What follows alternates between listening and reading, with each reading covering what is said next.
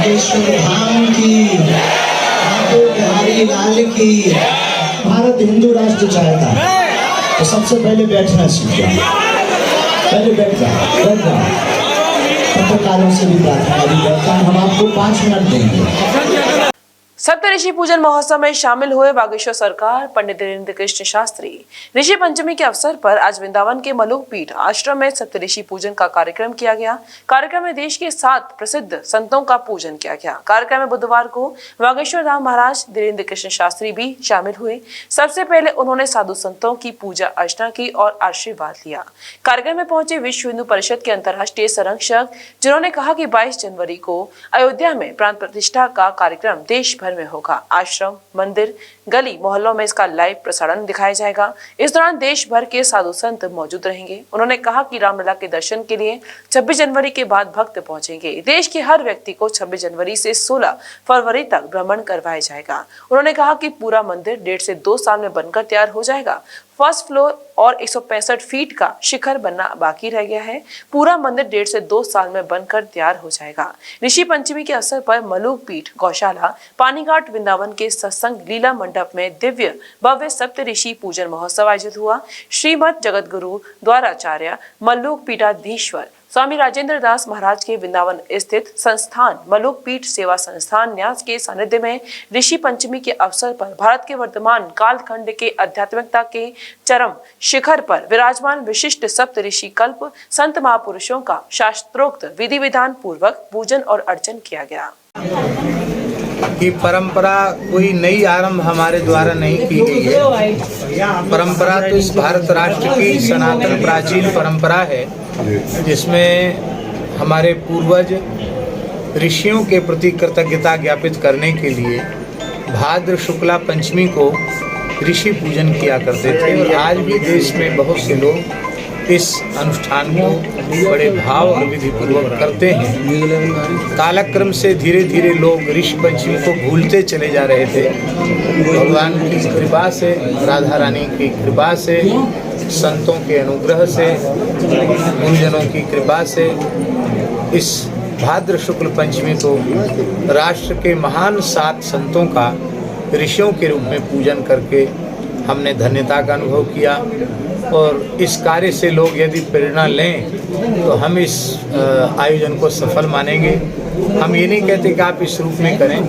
आपके कुटुंब परिवार में जो आपके 7 बड़े बूढ़े हैं, उनको भी आप स्थिति में ऋषि मानकर उनका पूजन करें। आपके कुटुंब के हैं, आपके गांव के हैं बड़े बूढ़े 7, उनका पूजन करें। आपके जनपद के हैं, उनका पूजन करें। आपको जिन्होंने पढ़ाया है, आप उनका पूजन करें। इस तरह से यदि पूरे राष्ट्र में अपने से पूज्य श्रेष्ठों का सम्मान इस तिथि पर आरंभ होता है तो निश्चित ही भारतवर्ष का सौभाग्य होगा। आज परम पूज्य श्री महंत नृत्य गोपाल दास जी महाराज मणिराम छावनी के जो पीठाधीश्वर हैं और राम जन्मभूमि, कृष्ण जन्मभूमि के अध्यक्ष हैं, देश के गौरव हैं, ब्रज की माटी का ही उनका पवित्र शरीर है। ऐसे पूज्य श्री महंत नृत्य गोपाल दास जी महाराज एवं परम पूज्य श्री रमेश बाबा जी महाराज, जिनसे तो आप सब ब्रजवासी परिचित है ही हैं, हमारे ब्रज की महानतम विभूति हैं। राधा नाम संकीर्तन करके उन्होंने पूरे आयोजन को सफल बना दिया। ऐसे पूज्य श्री बाबा महाराज एवं पूज्य श्री स्वामी गोविंद देवगिरी जी, जो राम जन्मभूमि के कोषाध्यक्ष भी हैं और संपूर्ण भारतवर्ष में वेद विद्या का प्रचार प्रसार, वैदिक विद्वान तैयार करने का महनीय कार्य उनके द्वारा हो रहा है। वे एक महान राष्ट्रभक्त, महान गोभक्त और सनातन संस्कृति के संवाहक एक ऋषि हैं। उनका हम लोगों ने पूजन किया। अयोध्या रामकुंज वाले महाराज जी श्री स्वामी रामानंद दास जी महाराज का हम लोगों ने पूजन किया, जो राम जन्मभूमि मंदिर में धर्माचार्य के पद पर भी हैं और बहुत अच्छे विद्वान हैं। पूज्य श्री गौरीलाल कुंज वाले महाराज जी, जो स्वामी हरदास जी की परंपरा के महान रसिक आचार्य चरण हैं, उनका पूजन किया। और जिनकी साधुता, सरलता और साधु सेवा की निष्ठा, संत के लक्षण, सर्वथा अक्रोध स्वभाव, क्षमाशील स्वभाव, ऐसे पूज्य श्री हित लाडली शरण जी महाराज जो राधावल्लभी निर्मोही अखाड़े के श्री महंत पद पर विराजमान हैं, लगभग 70 वर्षों तक जिन्होंने अपने हाथ से श्री जी की सेवा की है, ऐसे पूज्य श्री स्वामी हित लाडली शरण जी महाराज एवं स्वामी श्री विशुद्धानंद जी महाराज जो बहुत अच्छे विद्वान और संत हैं, स्वामी श्री परमानंद गिरी जी का भी स्मरण किया, उनका भी पूजन किया गया है भाव रूप से, क्योंकि ओंकारेश्वर में जो आदि शंकराचार्य भगवान की प्रतिमा स्थापित हो रही है, पहले उनको यहाँ से फिर वहाँ से फिर इधर आना था, लेकिन वो बाढ़ के कारण कार्यक्रम में परिवर्तन हुआ, वृद्ध शरीर होने के कारण भी उपस्थित नहीं हो सके। लेकिन एक सवाल, आप सनातन के लिए लगातार कर रहे हैं, लेकिन कुछ लोग हैं जो सनातन पर हमला करते हैं, हिंदुओं को कहते हैं कि हिंदू फारसी में छोड़ रहे हैं। देखिए ऐसा है कि किसी ने एक लाइन खींच दी, उस लाइन को हम काटेंगे छाटेंगे तो कलह होगा। उससे अच्छी बात है कि उस लाइन जो खींची है उससे बहुत बड़ी लाइन हम खींच लें। तो विरोधियों की जो बात है वो बहुत छोटी सी है, नगण्य है। उन लोगों के कहने से सूर्य का अस्तित्व प्रभावित नहीं होता है। उल्लू कहे सूर्य नाम की चीज़ नहीं है तो क्या उन लोगों की बात मान ली जाएगी? क्योंकि सूर्य का सब प्रत्यक्ष करते हैं। इसी प्रकार से सनातन के विरुद्ध उटपटांग बोलने वाले कितने लोग हैं, गिने चुने लोग हैं। हाँ, ऐसे लोगों का सामाजिक बहिष्कार संपूर्ण राष्ट्र को संगठित होगा।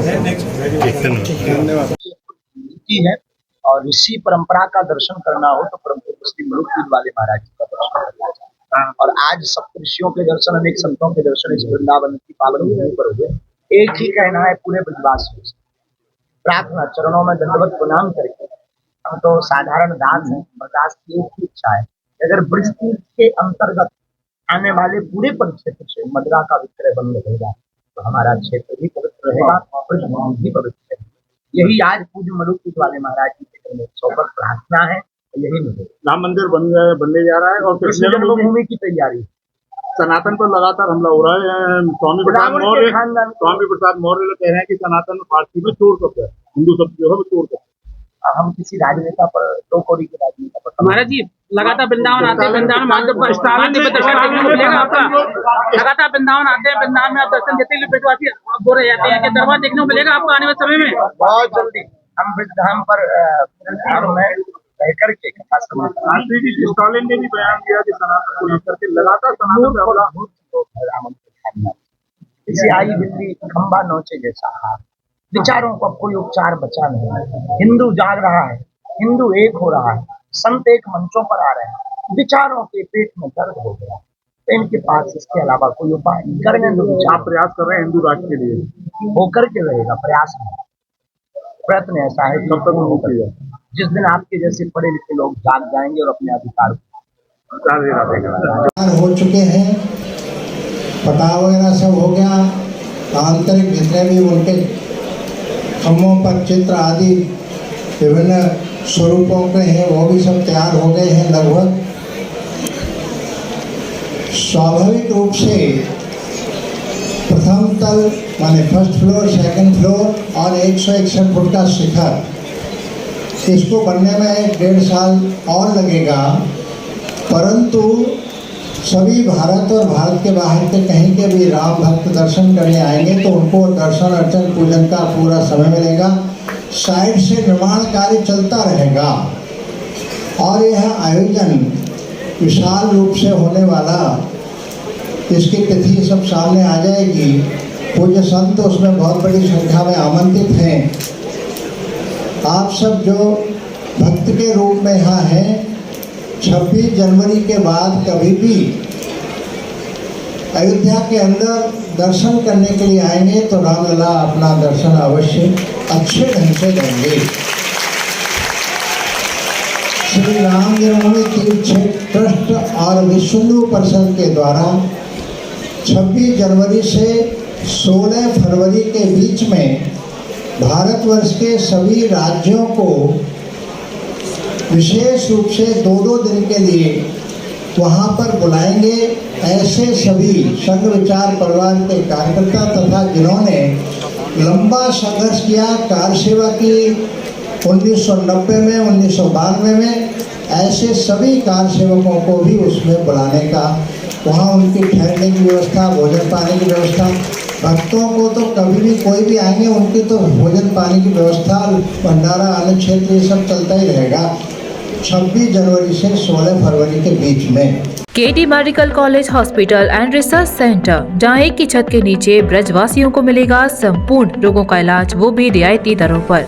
अत्याधुनिक सुविधाओं से लैस operation theatre, MRI, CT scan, colour doppler, ultrasound, digital x-ray, echo, सभी प्रकार की खून और पेशाब की जांचें, न्यूरो से संबंधित रीढ़ की हड्डी व दिमाग के ऑपरेशन, ब्लड प्रेशर व पेट से संबंधित सभी रोगों का इलाज, ब्लड बैंक, डायलिसिस व एम्बुलेंस की सुविधाएं, इमरजेंसी सेवाएं 24 घंटे उपलब्ध। OPD सुबह 9 बजे से लेकर 4 बजे तक। KD medical college hospital and research centre.